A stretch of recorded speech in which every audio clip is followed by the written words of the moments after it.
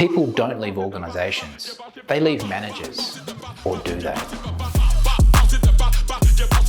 Hi, I'm Stuart, CEO of Studium. The old adage that people don't leave organisations, they leave their manager, might not be as true as we once thought. A recent study conducted by Randstad suggests that 40% of Gen Z, or Z, depending on how you want to say it, would rather be unemployed than work for an organisation whose values don't align to theirs. Now, this survey wasn't insignificant. In fact, 35,000 Gen Z, or millennials, responded and said that they would simply get up and walk out of their job if they weren't finding the employee value proposition aligning to their own personal values. In effect, this is an employee-led revolt against employers. And by revolt, I mean holding employers accountable for the things they say they do.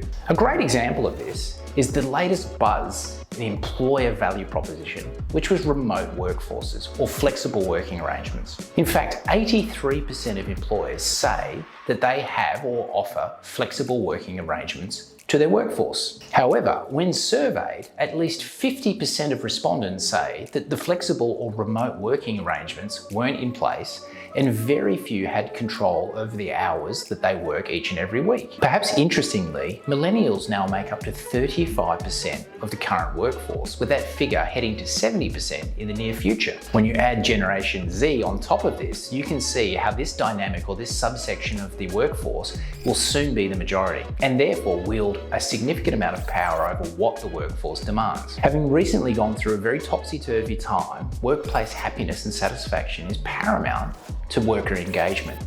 It's critical for employers to align the values and the opportunities they have to the demands of the workforce. A true sign that I'm a middle-aged man heading towards old age is that I've really come to appreciate one's values. Now, it's easy for an organisation to say, these are our values, but actually aligning the company values with the employee values is a difficult proposition. I've come to realise that if my values align with my staff's or my employees' values, there's a very good chance that any technical or skills deficit can be washed away because we'll be able to figure out a way to work together. Values alignment is something that has become really critical to measure in the selection and the interview process. But very often they're just broad statements, and many times you'll ask a person, hey, what are your values? And you can see them peering over your shoulder and reading the company values off the wall. Wouldn't it be better to understand what that person is and what they stand for before they walk into your building? And just like you as an employer would like them to know what your organisation stands for. A critical component of our platform, Studium, is that it allows employers and candidates to search for each other using skills, attributes and values. As we've said before, it's critical that there is alignment to ensure that there's engagement.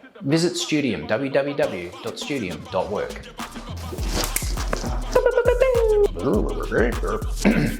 Hi, I'm Stuart. I don't know what I'm talking about. Where do I want to go with this? That was a bit flimsy, that one. So we could use that Studium bit at the end and bolt it on.